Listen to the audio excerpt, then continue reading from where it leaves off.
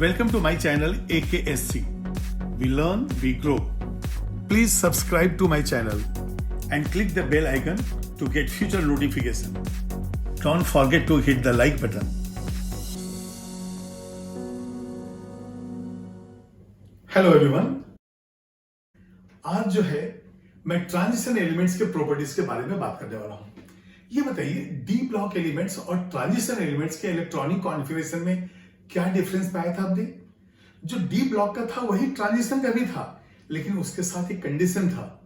वो कंडीशन को हम याद करते हैं और इसके बाद देखेंगे कि जो ट्रांजिशन एलिमेंट्स हैं उसके क्या क्या प्रॉपर्टीज हैं।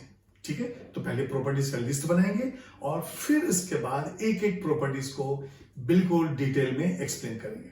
ठीक है, तो यहां पे सबसे पहले मैं आपको रिमाइंड करूंगा कि general electronic configuration of D block क्या होता है। ये NH2, ये 0 to 2, यहां पे जनरल लिख रहे हैं हम, 0 to 2 N-1D 1 to 10। जब हम ट्रांजिशन पे जाते हैं तो ट्रांजिशन में क्या है, NH0 to 2 N-1D 1 to 10। फिर डिफरेंस क्या है? डिफरेंस यानी डिफरेंट कंडीशन में है, जहां आप लिखते हैं बट नॉट NH2 N-1D 10। यदि S भी कंप्लीटली फिल्ड है और N-1D भी कंप्लीटली फिल्ड है तो फिर ये ट्रांजिशन नहीं होगा। तो बिल्कुल क्लियर होगा कि ट्रांजिशन के अंदर जो है ये कॉन्फ़िगरेशन नहीं होना चाहिए, सिर्फ ये कंडीशन होना चाहिए। ठीक है, तो यहां पे 0 to 2 है, क्या होगा, S के इलेक्ट्रॉन भी इन्वॉल्व होंगे और D के इलेक्ट्रॉन भी इन्वॉल्व होंगे। आपको मालूम है कि जब अनपेयर्ड इलेक्ट्रॉन है तो ट्रांजिशन एलिमेंट्स में बैटरी बॉन्ड तो है ही, कोवेलेंट बॉन्ड, एडिशनल बॉन्ड बनेगा और इस एडिशनल कोवेलेंट बॉन्ड की वजह से ट्रांजिशन एलिमेंट्स काफी हार्ड हो जाएंगे। तो अभी हम एक लिस्ट बनाएंगे जिसमें बताएंगे कि ट्रांजिशन एलिमेंट्स के कौन कौन से प्रॉपर्टीज को हम डिस्कस करने वाले हैं। तो यहां पे प्रॉपर्टीज ट्रांजिशन एलिमेंट्स का जो है, तो ये हो गया आपका। अब ये मालूम है कि ये जो ट्रांजिशन एलिमेंट्स हैं वेरिएबल ऑक्सीडेशन स्टेट करते हैं, तो मैं वहीं से स्टार्ट करता हूं। ये है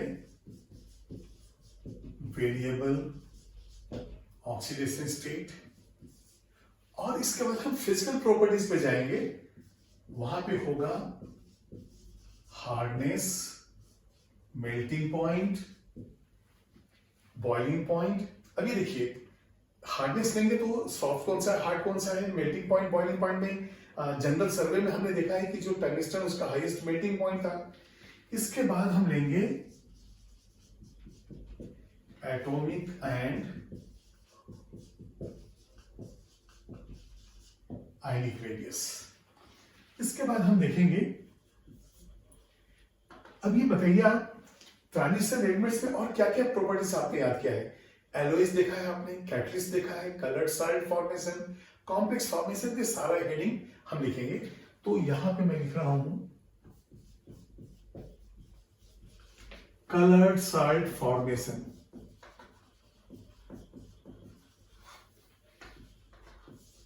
इसके बाद अब लिखिए complex formation. Formation of stoichiometric compound. अब स्टाइकोमेट्रिक तो हर कोई देता है, इसके साथ क्या है, ये हो गया नॉन स्टाइकोमेट्रिक। तो यहां पे फॉर्मेशन ऑफ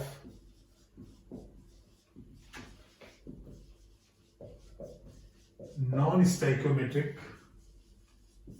कंपाउंड्स। आपने सॉलिड स्टेट में नॉन स्टाइकोमेट्रिक डिफेक्ट में भी इसके बारे में पढ़ा होगा थोड़ा सा। ये जो ट्रांजिशन एलिमेंट्स हैं ये इंटरस्टेशियल कंपाउंड्स भी बनाते हैं।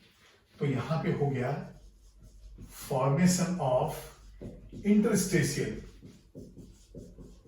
Formation of interstitial compounds. अब आपने देखा है ब्रास, ब्रॉन्ज, ये सब जितने भी हैं ये सब क्या है, ये एलॉयज हैं, सॉलिड सॉल्यूशंस हैं।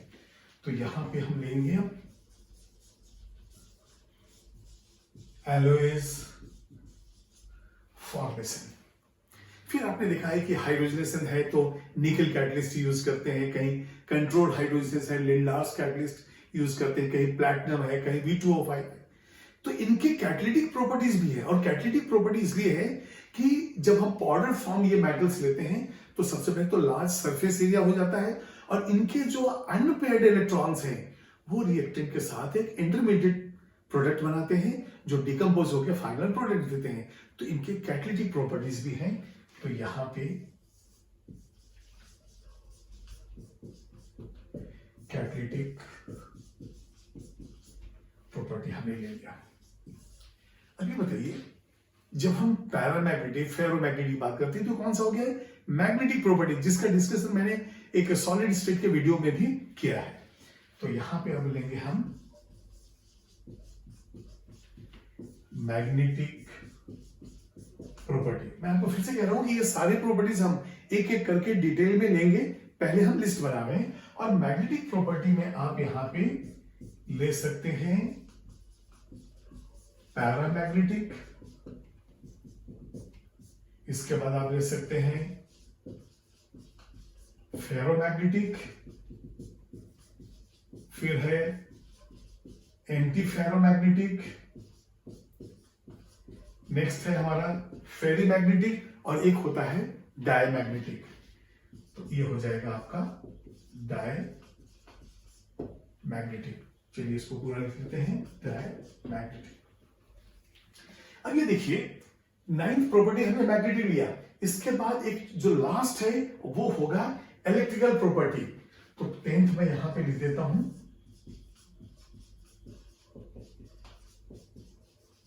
Electrical properties. और इस इलेक्ट्रिकल प्रॉपर्टीज में हम लेंगे, एक लेंगे पीजो इलेक्ट्रिसिटी और एक लेंगे पायरो इलेक्ट्रिसिटी।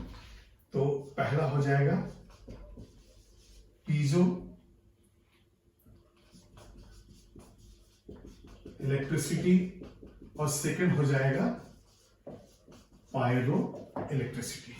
ठीक है, तो ये सारे प्रॉपर्टीज हम इस चैप्टर में डिस्कस करने वाले हैं। वेरिएबल ऑक्सीडेशन स्टेट, एक एक एग्जांपल, जैसे आयरन +2+3 दे देता है। Hardness, we have to remember these metals are very very hard due to metallic bond as well as covalent bond की वजह से। मेल्टिंग पॉइंट इनका हाई है। एटॉमिक रेडियस का ट्रेंड हम ग्राफ में देखेंगे। कलर्ड साइड फॉर्मेशन के एग्जांपल में आप ले सकते हैं blue vitriol CuSO4.5H2O, green vitriol FeSO4.7H2O, potassium permanganate KMnO4। ऐसे ढेर सारे कलर साइट होंगे, सेपरेटली हम उसके बारे में डिस्कस करेंगे। कॉम्प्लेक्स फॉर्मेशन, आपको मालूम है पोटेशियम फेरोसाइनाइड, पोटेशियम फेरिसाइनाइड, इवन ये जो K2Cl2O7 KMnO4 है, ये भी जो है कॉम्प्लेक्स ही है।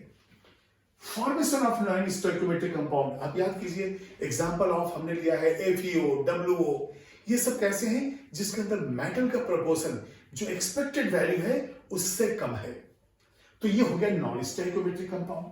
उसी तरह से जब हम ट्रांजिशन एलिमेंट्स के मेटलर्जी का पार्ट देखते हैं तो वहां हमें लगता है कि कई जगह कार्बन, जिसको हम रिड्यूसिंग एजेंट जैसा यूज कर रहे हैं, वो कार्बन कार्बाइड बनाता है, और ये कार्बाइड इंटरस्टेशियल साइट के अंदर एकोमोडेट हो जाता है। तो वहां पे हम कहते हैं फॉर्मेशन ऑफ इंटरस्टेशियल कंपाउंड्स।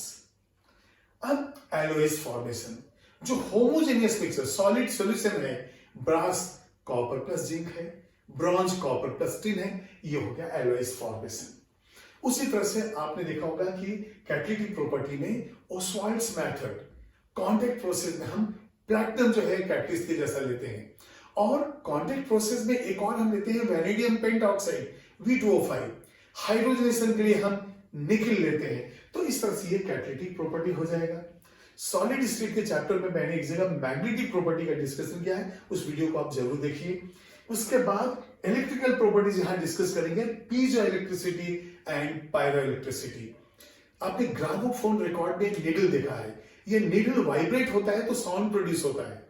तो जो क्रिस्टल्स के ऊपर मैकेनिकल स्ट्रेस अप्लाई करने से उनमें इलेक्ट्रिसिटी प्रोड्यूस हो तो उसको कहते हैं पीजो इलेक्ट्रिसिटी, और सब्सटेंस हो गया पीजो इलेक्ट्रिक सब्सटेंस। उसी तरह से कुछ सब्सटेंसेस ऐसे हैं जिनको यदि हम हीट करें तो वहां पे इलेक्ट्रिसिटी प्रोड्यूस होता है, तो वैसे प्रॉपर्टीज को पायरो इलेक्ट्रिसिटी कहेंगे और पायरो इलेक्ट्रिक सब्सटेंसेस हो गई। ठीक है, तो ये मैंने आपको ब्रीफ किया। अब वन बाय वन हम जो है देखेंगे कि क्या प्रॉपर्टीज और कैसे ये चेंज होता है ग्रुप्स के अंदर एंड पीरियड के अंदर। ठीक है, प्लीज नोट।